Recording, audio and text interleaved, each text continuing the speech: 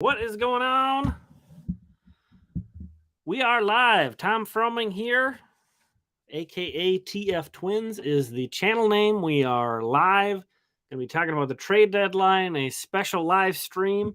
Imagine it'll take a while for some people to file in because this was completely unannounced. I am just hopping right on here to talk about what was a busy day across the league so far. As can be expected, we are within 24 hours of the trade deadline. So plenty of activity. Maybe a lack of like true blockbusters so far, I guess I would say. Nothing that really knocked my socks off today. But some surprise moves. I think the big story of the day so far, and we'll see. We'll see if there's some more big moves that go into the night. But the trade deadline is tomorrow, I believe at 5 Central, I think is when it is. No, it's sometime in the early evening here.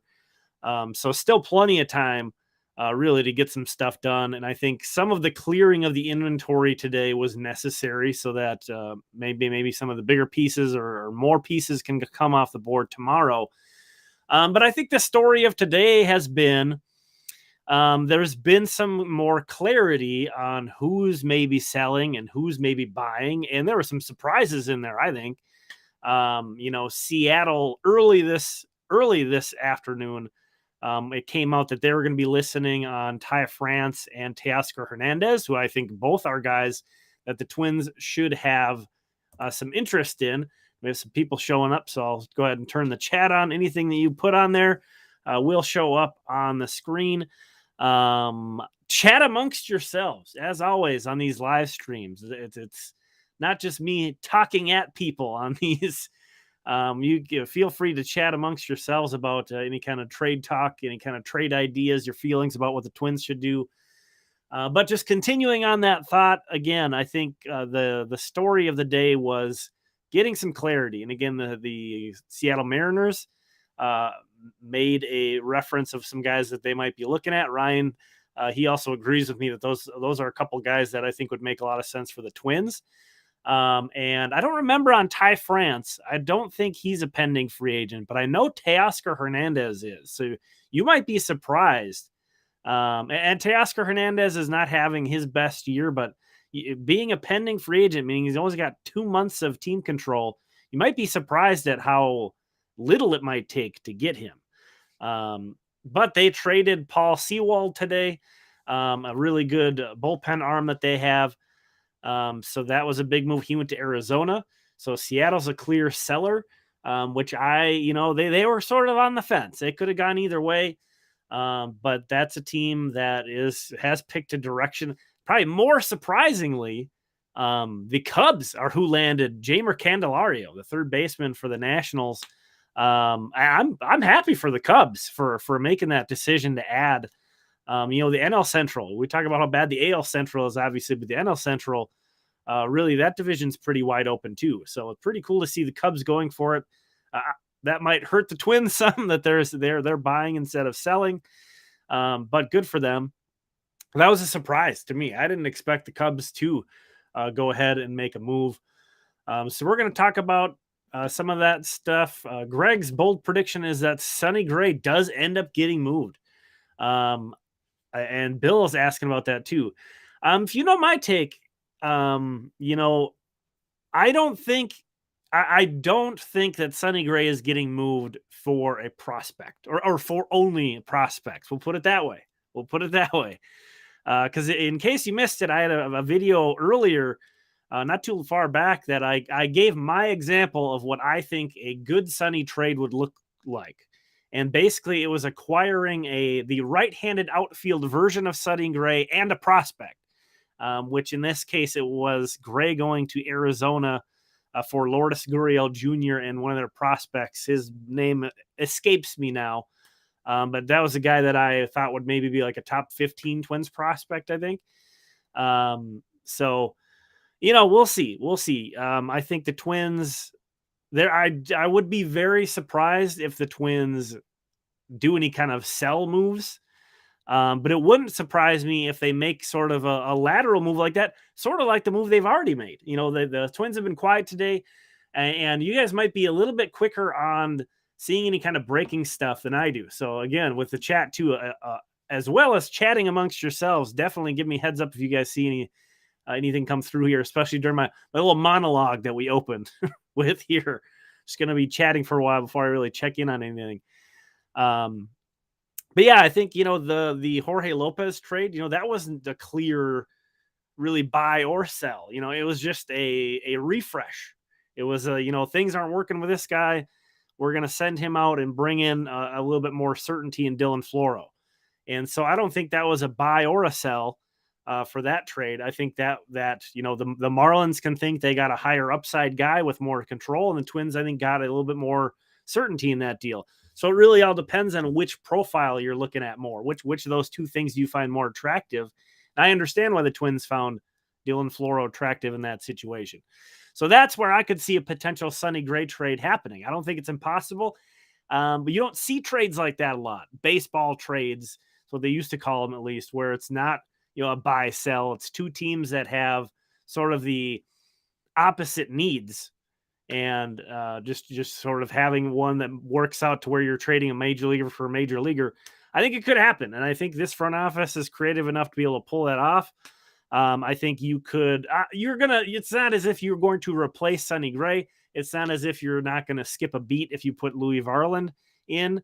Louis had his moments with the Twins for sure, where he's looked like he's ready for a major league rotation spot, but he also kind of struggled for a while he kind of had an opportunity to maybe take hold of that spot, and he couldn't do it. And he's been pretty up and down for the Saints too. So it's not like you don't skip a beat. Same with Dallas Keuchel. He's been pitching great for the Saints. They could turn to him too. He probably deserves a look somewhere, but he's still throwing like 87, 88 a lot. And quad A players, we usually think of those guys as like failed prospects who can play really well at AAA. But maybe Dallas Keuchel, he's at the tail end of his career, and maybe the best he can be is a quad A pitcher at this point, where, yeah, he'll look really good in AAA, but as soon as you turn to him in the majors, it could be a completely different story. It'll be interesting to see what the Twins do. I think they have so many different avenues that they could take, though I would be shocked if they completely do sell moves and only are acquiring pieces for the future.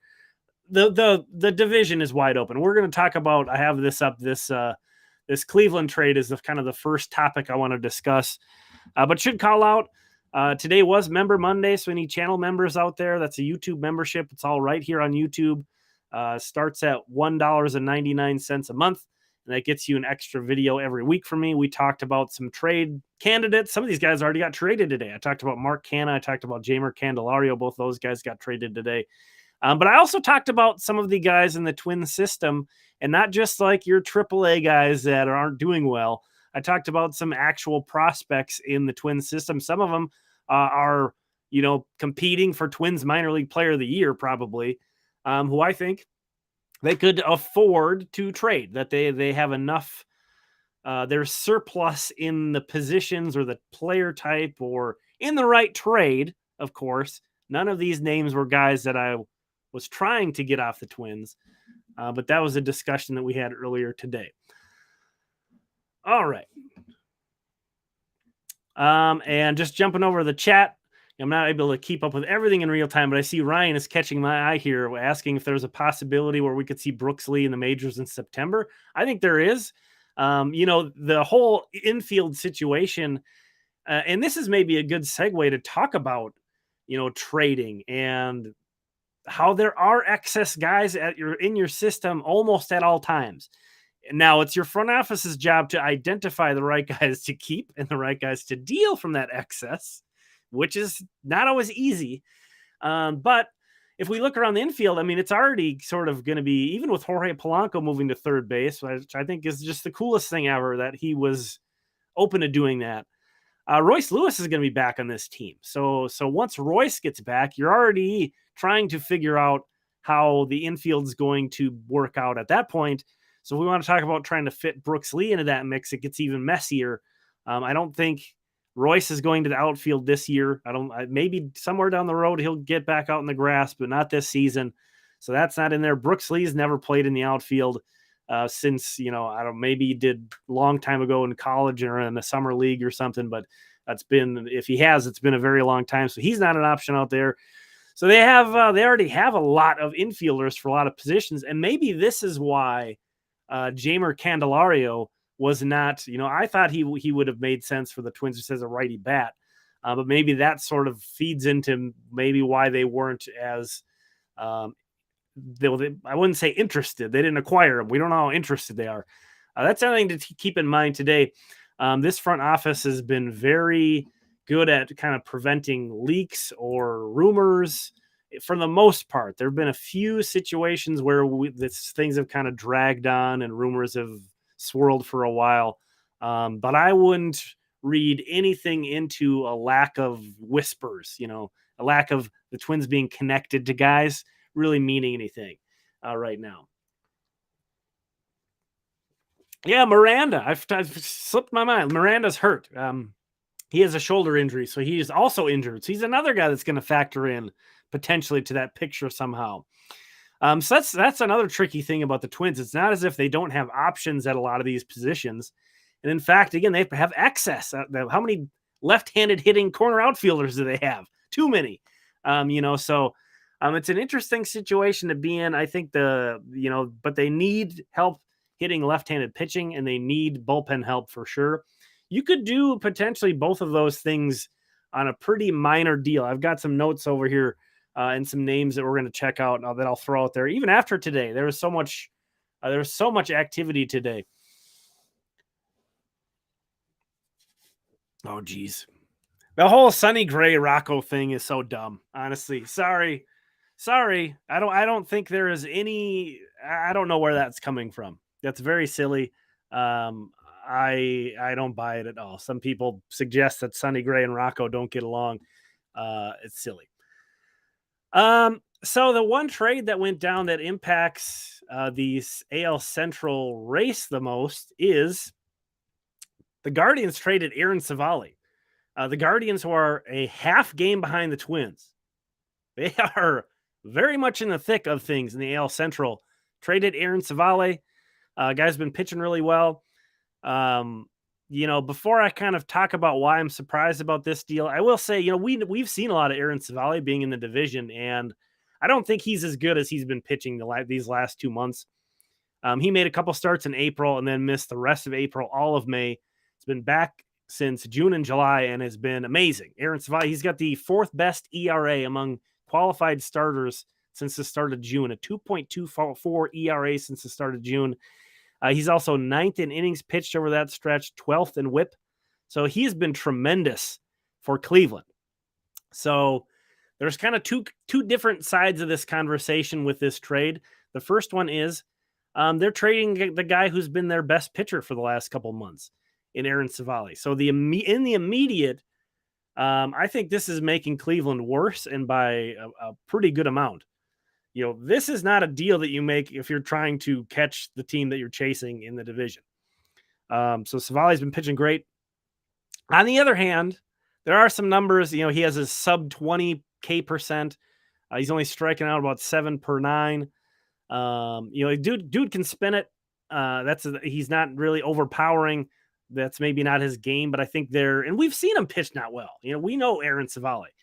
This isn't a guy that comes to mind as like a top of the rotation type pitcher. So I think Cleveland's kind of betting on that he slows down some. He's going to the Rays, who are tremendous with pitching in particular. But we'll see how that goes. But again, in my mind, I don't hate the trade for Cleveland, but this does not make them better in the immediate. What they get back is Kyle Manzardo from the Rays, a guy who was 69th on Baseball America's most recent top 100 prospect list. But, this is mostly based on the reputation that he built last year with a just tremendous season at AA. Tremendous. But this year in AAA, he has a 93 WRC plus. That's a offensive metric where 100 is league average. So he's basically 7 points below league average.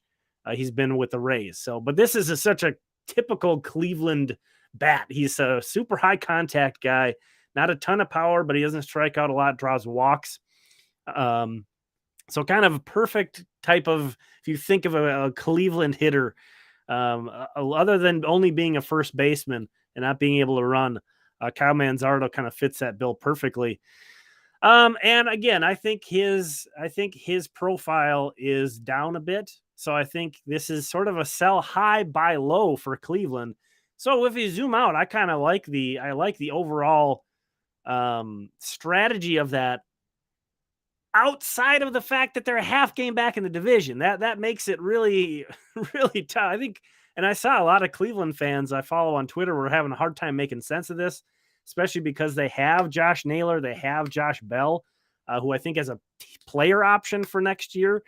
So somebody's maybe going to move to the outfield. Maybe they're going to find a way to move one of those guys. I don't know. But it's a curious deal that really, somebody has to win this division. Like, somebody has to win the AL Central. Nobody seems to want to. And this trade sort of further hammers that home. But sort of my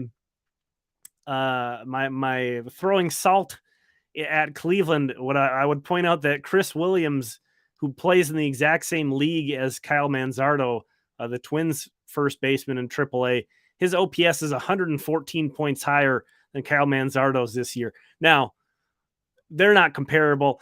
Manzardo's like 4 years younger than Chris Williams. He's a big time former second round pick, I think. The prospect, and future grades and all those things, their profiles are very different.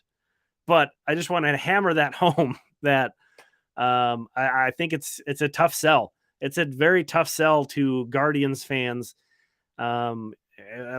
considering, again, Aaron Savali, the fourth best ERA in baseball since June 1st. He's been pitching tremendously. And I know they acquired Noah Syndergaard, who's starting for them today, kind of as a strange trade there as well with Ahmed Rosario. Another kind of change of scenery trade, really. So I guess there's another example of a creative deal. That was the big trade of the day that that's going to help shape, potentially the AL Central. Let's see. So we don't think anything has come up. MLB trade rumors, those guys, they don't do much original content. They do some, but they are a tremendous aggregator of the news. So that's kind of where I have up here. But again, if you guys see anything out there, any rumors or anything, I'm not going to be able to keep up as well as I would usually. We have a few names we're going to run through.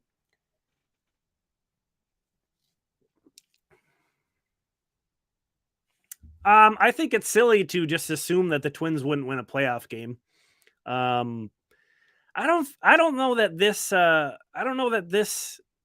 The Twins have not been playing well, right? They've lost 5 games in a row, right? They've not been playing well. It's a team that it's tough to inspire confidence for sure. I get that. In 2 months, could things look completely different? I mean, there's a lot of guys on this team we've seen play really well. There's some guys that are hurt that are coming back. They are trying some things, with the lineup in terms of, getting Polanco in at third and keeping Edouard Julien out there. Matt Wallner's up with the team right now. We'll see what becomes of that.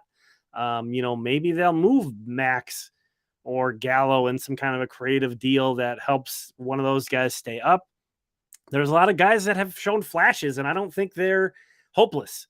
I don't think it's hopeless that Carlos Correa and Byron Buxton could get healthier and hit better. I don't think that, and maybe Byron can play the outfield at some point. That's been such a mysterious thing that the Twins have been very adamant that if he could physically be playing the outfield, he'd be playing the outfield. And, my thing is just like, well, when is the timetable for that? And I don't know, maybe that's going to happen at some point. We've seen a lot of these other guys play well in spurts. It could come together, and the pitching has looked good for the most part. I know we're kind of coming down off of a bad streak here from the rotation. The bullpen needs help, but there's been times where, Duran and Griffin Jax has looked like a pretty damn good back end of the bullpen. They got Caleb Thielbar back. This team certainly has its flaws and needs help. I don't know. I don't think it's impossible to see this team being able to beat some of these teams that are going in. Baseball is crazy, And in a short series, anything can happen. So I'm not going to be out there putting money on the Twins winning playoff games, going to the World Series, whatever. So I'm not saying that. I'm not putting anything. I'm not. Yeah, I'm not getting that invested in it.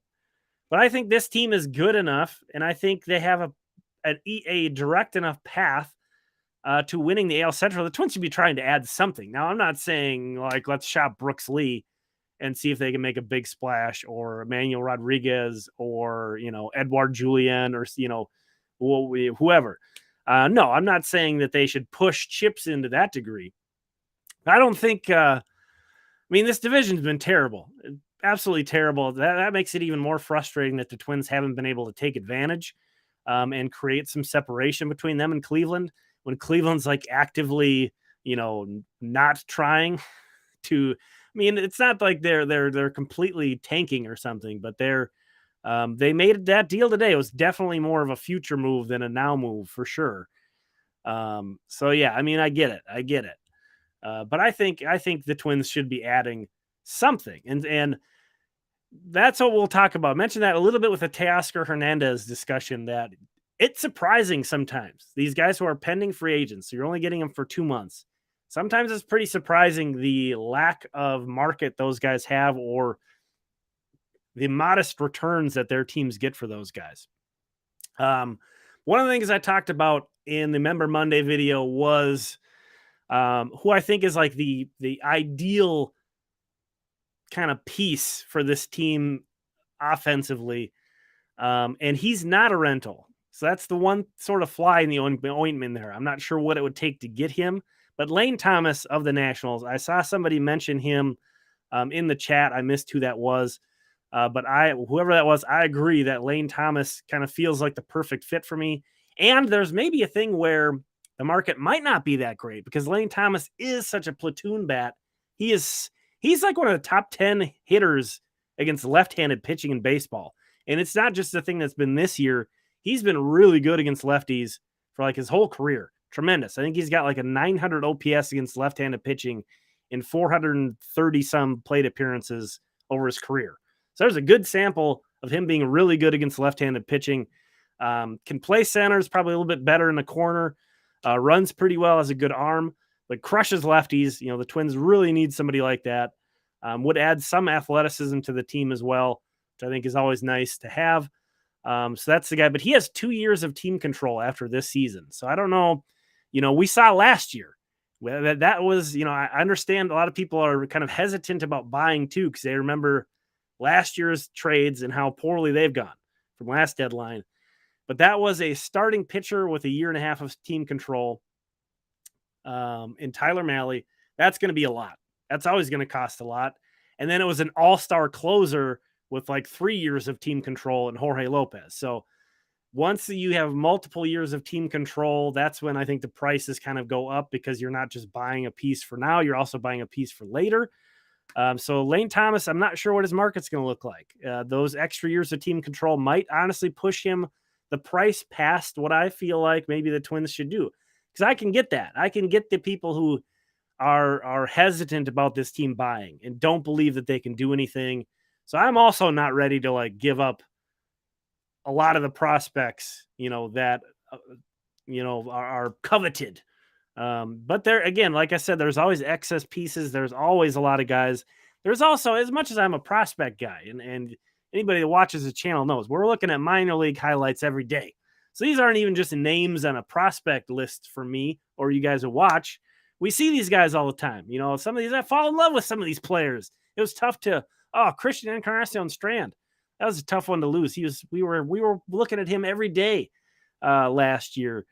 So it's not like I'm just somebody who doesn't have any connection to any of these prospects, but there's going to be years where the Twins don't have any shot at all ever. And some of these prospects, if you look back 5 years and look at a prospect list and you go, oh man, what if they would have traded Wander Javier here? Or there's guys at the top of prospects lists that don't pan out all the time. And I'm not even saying those guys. So you bump it back outside of the top 10. That happens even more often. We're seeing a lot of a lot of the arms in this system, and there's been some guys that have come up and have pitched well, but at a certain point, a Josh Winder, a Cole Sands, a Ronnie Henriquez, there's just a lot of guys that don't really have a lot of trade value now that did at one point. So that's kind of my perspective on that.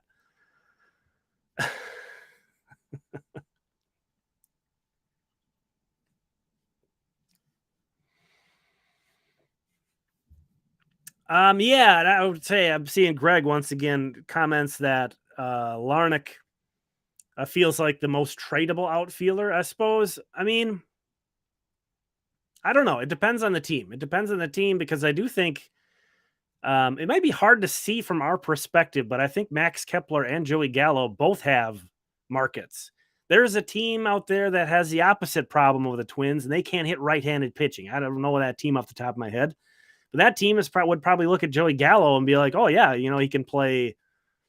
Can play all three outfield positions, first base. We could DH him, and left-handed guy. If he gets hot too, we saw it at the start of the year. If Joey Gallo's hot, he's a beast. It's just peaks and valleys, and this team, the way Byron Buxton is, the way Carlos Correa played this year, there's just been a lot of guys like that, and I think Gallo's just kind of a bad fit. So I think Gallo might have a market. Not that you're going again. It's probably going to look a bit like the Jorge Lopez trade, where value-wise, maybe you don't feel like the Twins got a whole lot better, but they got a little different. So maybe you could trade Joey Gallo for the right-handed version of Joey Gallo, basically. I don't know who that would be off the top of my head. But same with Max Kepler. And Max Kepler does have that option next year. I don't think the Twins probably shouldn't pick it up, but that $10 million, I think it's $10 million for Max. You think about a team, and I know they're selling, but the Mets, I know they're selling. But I don't know, maybe they would be interested in Max Kepler as a piece for next year. I can't imagine the Mets are rebuilding. I can't imagine the Mets are, trying to hit restart. That doesn't seem like Steve Cohen's the way he operates. So I think they've made trades that are getting future pieces. I understand that, but there's other teams too. There's other teams that might look at Max Kepler and, he's been playing better lately. He's had a good month. But I still just, I don't know. Well, I'm not so sold on necessarily either one of those two, whether it's Gallo or Kepler, but I think one of those two has got to go. But again, maybe it's a fact back to Greg's point, maybe it is that Trevor Larnach is a more marketable piece, but I do think you'd be selling him at his all-time low, essentially. So yeah, that's kind of the tough part there. Nick Gordon, nobody's going to trade for him. He's hurt and he hasn't played well and he's out of options. He's just a really tough player to fit on a roster right now, I feel like. All right, so let's move. Let me actually do a real quick check. And again, if you guys see anything out there, I think there's probably going to be a little bit of a lull. The activity might be done for this evening. Actually, you never know how things are going to turn out. But again, they have until 5 tomorrow. I wouldn't be shocked if the Twins make a deal as the deadline closes and in the 15 minutes after the deadline, we hear about the deal that comes in right at the wire.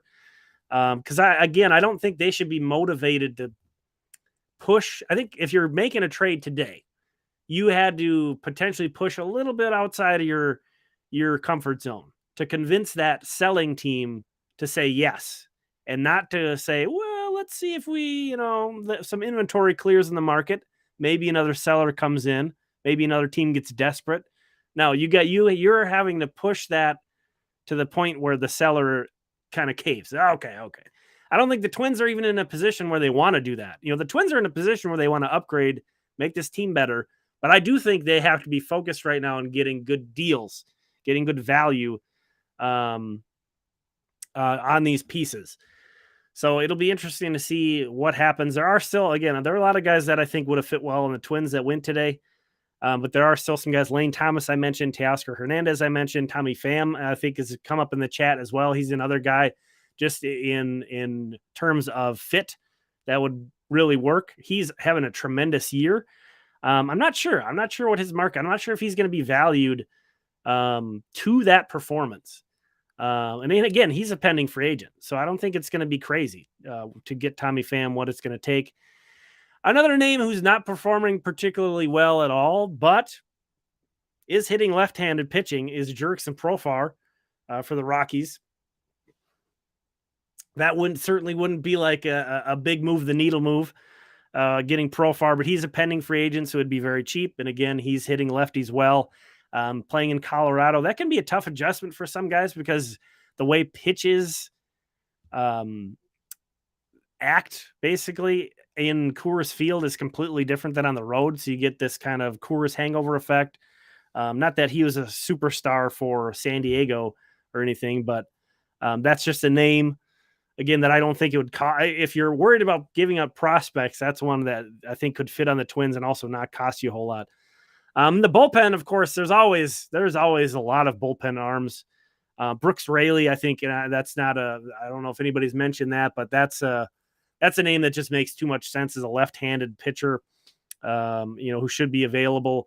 I think he has an opt-out or a team option next year.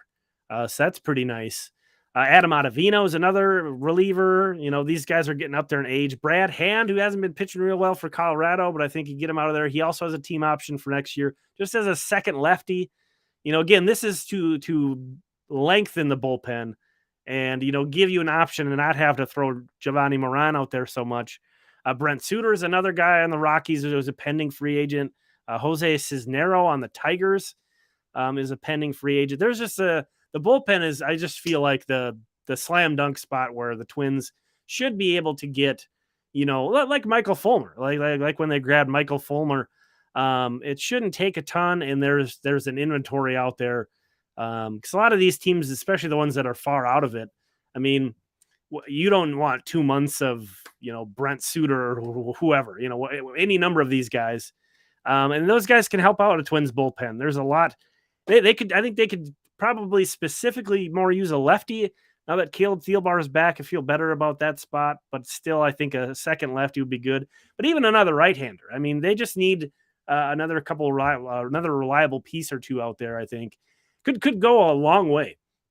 Could go a long way to helping this team. Same thing with a outfielder who can hit right-handed. Could go a long way to helping this team out. So, all right, let's do a check of any news. Yeah, and I think right now it's just going to be pretty slow going this evening. Maybe some things will pick up and there'll be a move or two later this evening, but I kind of felt like, what are we, half hour into the stream? I kind of feel like if anything would have happened for the Twins, it might have happened by now today. But again, just want to reiterate, just going to do a quick pull up of Twitter. Just want to reiterate, I have no, I'm not pessimistic at all based on the activity of today or the lack of Twins rumors from today that the Twins aren't going to get anything done. Well, we shall see what happens. Again, I still don't think they're going to make a big splash or really push a ton of chips in to go forward or anything. But I do think there are some really simple tweaks that can be done. And they'll entertain a lot of interesting things. Yeah, they'll entertain a lot. Sonny Gray has been a big topic of conversation. Dallas Keuchel was acquired as a minor league free agent. Somebody asked me about whether he might pitch in the bullpen. I don't think he's going to be interested in that. I think the Twins would like that, to be honest. I think the Twins would love to have him in a bullpen role now. I think if he was open to that, that probably would have already happened by now. But I don't think he's interested in that. That's my vibe.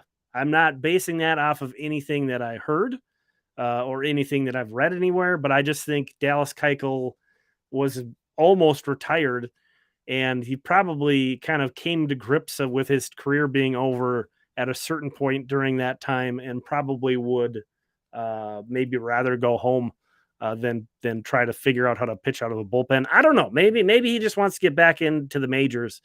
It's possible. Another guy that was thrown out in the bullpen, there's just like an abundance of bullpen names that make sense. But Charlie, I think it was, asked about Justin Lawrence, who again is a right-hander. I'm not too hung up on left or right. I think a lefty would be preferred, but Take all the help you can get there.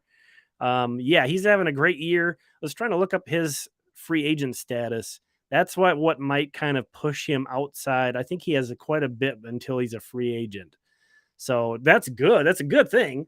You know, you would love to get a guy who has some team control, but that means he's just going to be that much more difficult to get. And it looks like, per Baseball Reference, he's not a free agent until 2029. Wow, that's awful for him.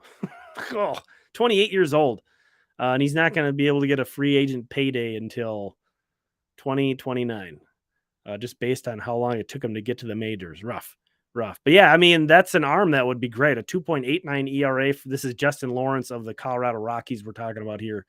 A great pull on the name. And I think, yeah, that would be a nice piece. But with that length of team control, I think it might take more prospects than the Twins are willing to invest in a bullpen arm. I don't think they're going to be as aggressive as they were last year. But I mean, all bets are off, kind of. Well, I think we're going to learn a lot about how Derek Falvey feels about his job security tomorrow. It should be. I think that's a very interesting side angle of this deadline. Is Derek Falvey kind of feeling some of the heat or not? So could happen. Yeah, some people are throwing out the options of maybe making like a 6-man rotation or having Dallas Keuchel be an opener. I mean, again, I would probably.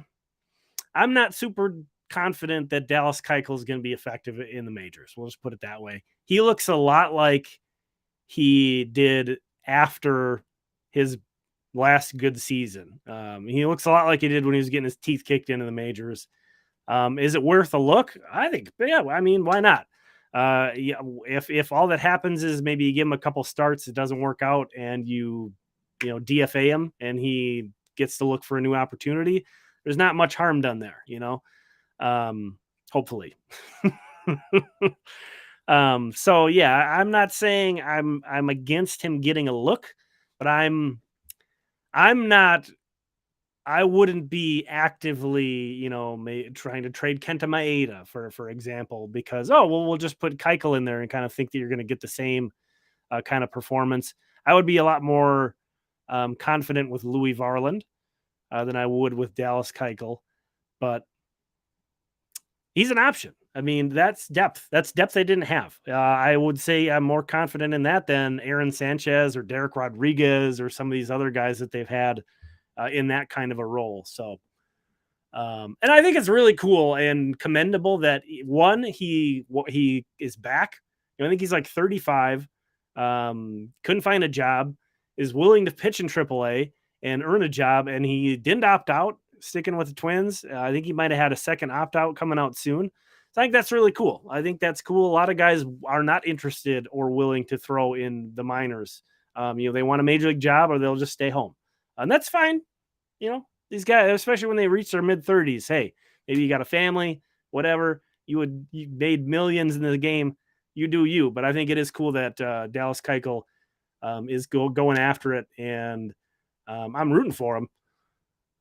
Yeah, and I mean, John says, it's not really making a point that it's not really up to Dallas if he doesn't throw well. Yeah, I think he would understand if it got to that point. But when the guy has like a 1.16 ERA in the minors, I think that might be a little tough to convince him.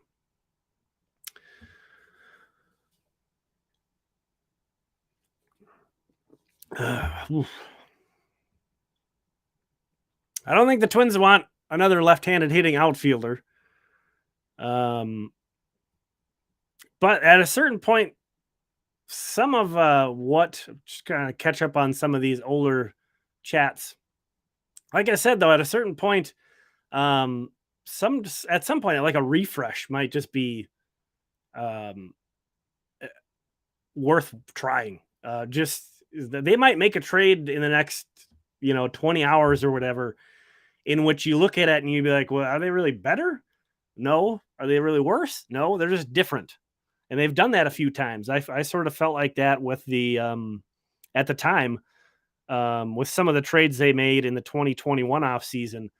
with like the whole through line of the Mitch Garver, Josh Donaldson, Taylor Rogers trades. There's just so much movement. And I know that was over an off season instead of at a trade deadline, but just so many guys moving around. And at the end of it, it's like, well, are they better or worse? Or well, they're just kind of different. And I could see that happening at this deadline too. If we could almost, or if we could only get the opposing teams, if we could make an agreement with them to only throw right-handed pitching, I think that's. I don't think the Twins realize you can't do that. That's the only flaw in their left-handed hitting outfielder logic that they didn't think through all the way. I don't think that not every single guy you face is going to be a right-handed pitcher. Aunt Fanny with the Ryan Jeffers call out. Yeah, I've been trying to give him some props. I haven't been talking about the Twins as much on the system recaps because they're driving me crazy. I've been trying to call out Jeffers recently because he's been awesome. He's been tremendous when he's been getting in there. Actually, I talked about that. I think he should be the primary catcher for a while. And I'm not saying that's like that's a forever thing. But, and I'm not saying Christian Vasquez has clearly been, I think, deserves credit for this pitching staff turnaround. So it's not like he's not contributing there, but I do think Jeffers is showing that he deserves more time, especially with the offense struggling and him hitting so well. And he's running the bases well. He's doing a lot of stuff well.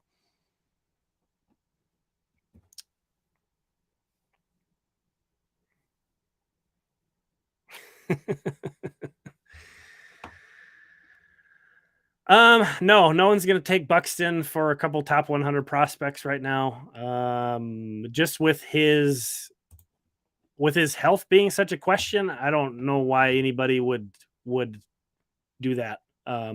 It's such a risk. He's hurt right now and, he hasn't played in the field.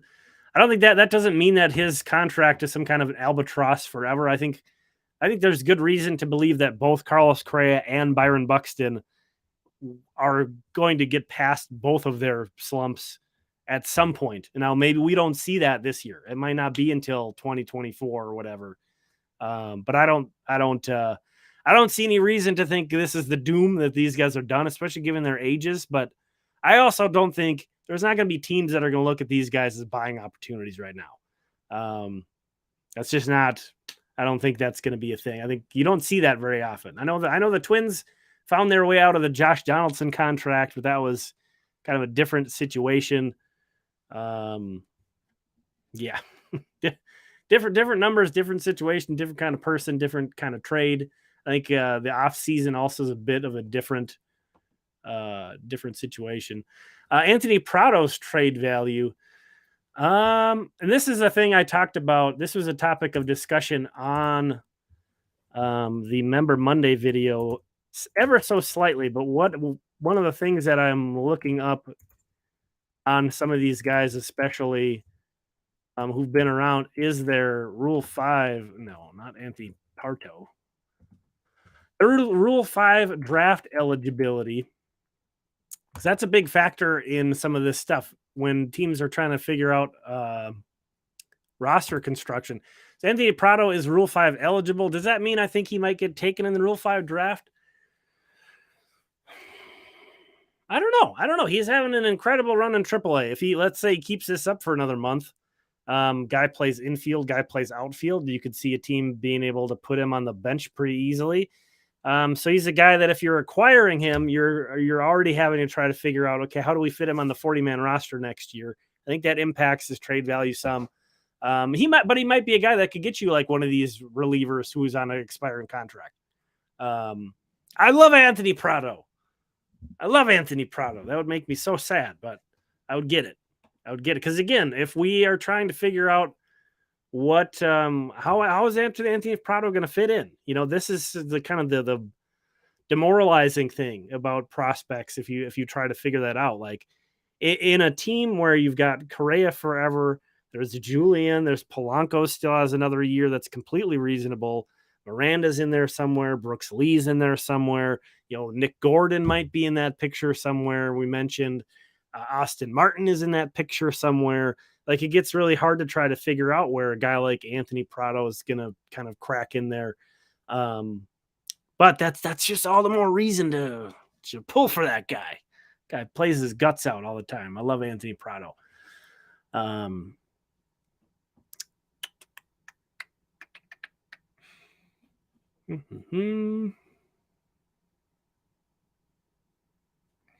Well, Buxton's too hurt to play the outfield, so he's not hurt. He's just not been on the IL that much. Let's see. Let me see. Yeah, I have a feeling it's probably going to be pretty quiet for a little bit here, and then maybe these West Coast GMs will perk up. And there'll be kind of another wave of stuff going on.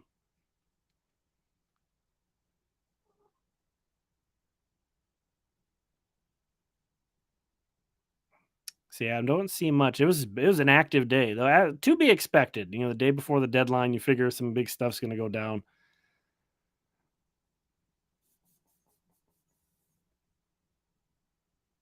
Yeah, not seeing much going on.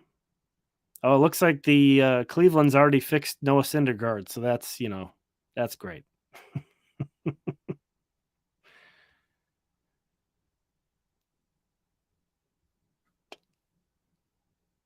All right. Yeah, so I think we'll probably wrap it up.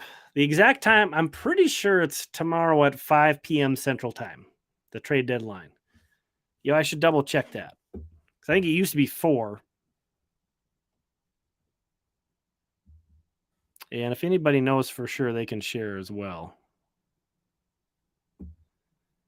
Let's see. Yep, tomorrow at 5 p.m. Central Time is the deadline.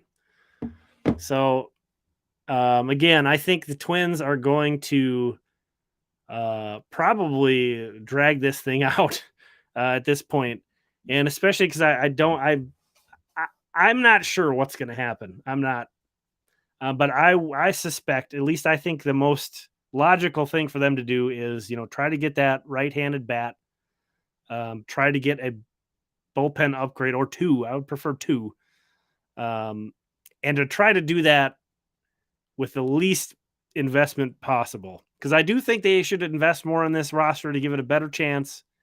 But with the way that they've played, I don't think that they should be going all in or making some kind of huge splashes as going for Paul Goldschmidt or anything crazy like that. That's kind of the unfortunate reality, in my opinion, of the situation. But we might be sitting here tomorrow and Sonny Gray's been dealt. The Twins acquired Paul Goldschmidt somehow, and I don't know. Anthony Prado got traded, and I'm still mad about it anyway. I don't know. This team, it's a tough organization to get a read on. I feel like they have been consistently trying to make winning moves, though, for the most part. So I would be very surprised again if they were to trade, like make a sell type of move. Oh, totally sell. They might do a buy sell in the same trade. They like to do that where they're acquiring a major leaguer and a prospect in the same deal. We've seen them do that quite a few times in the past, but that, I guess that would be the one thing I would be surprised is if the Twins don't do anything. If Dylan Floro is the only guy that they get over this trade deadline, that would shock me. Almost nothing else would really shock me. But yeah, that would shock me if they don't do anything. And I think, and I mentioned this, that we might learn a lot about Derek Falvey's job security. And to me, if they do nothing, that tells me that they didn't give Derek Falvey sort of permission, to do anything. And that he's kind of maybe a lame duck GM. So it'll be interesting. I mean, I think that there should be mass turnover if the Twins miss the playoffs, and both that on the front office and the coaching staff. But do I think that will happen is maybe another answer. I'm not sure. I think we don't know enough about Joe Pohlad at this point. He's so new as being the front guy. And that's not to say that Jim Pohlad and the other Pohlad family members aren't having any kind of influence or anything, but I do think the The landscape has changed, and I think it's kind of hard for me to remember that because it is the same family that owns the team, and then they've operated similarly for so long. But Joe Pohlad, whether it was because of him or not or whatever, but he was the guy that signed the biggest contract in team history, for better or worse. So I don't know. Maybe are they going to operate differently? How secure is this front office? I don't know. I would get rid of almost everyone if they don't make the playoffs. I'll put it that way. So yeah. And Marty, if you look at other organizations, I agree with that. There's a lot of teams that I would have figured their front offices would have been on, the hot seat, would have been turned over, and they haven't.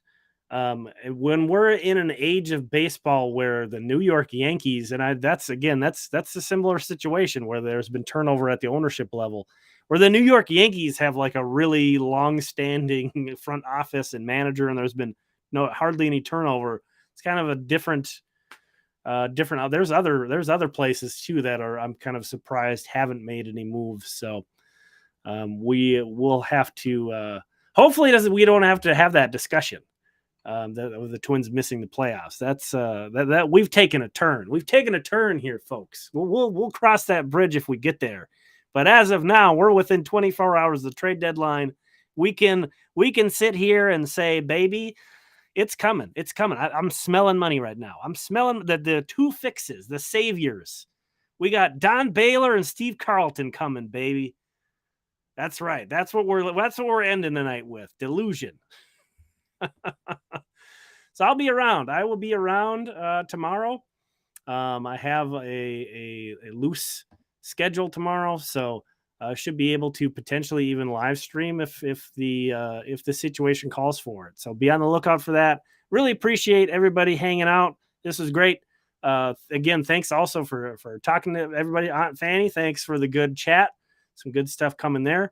And if you're not subscribed, consider subscribing. We talk about the Twins minor league system a ton. Do a system recap every day if you're unfamiliar. So consider subscribing. Consider becoming a channel member for additional weekly videos there. But regardless, appreciate you hanging out. We'll talk again soon.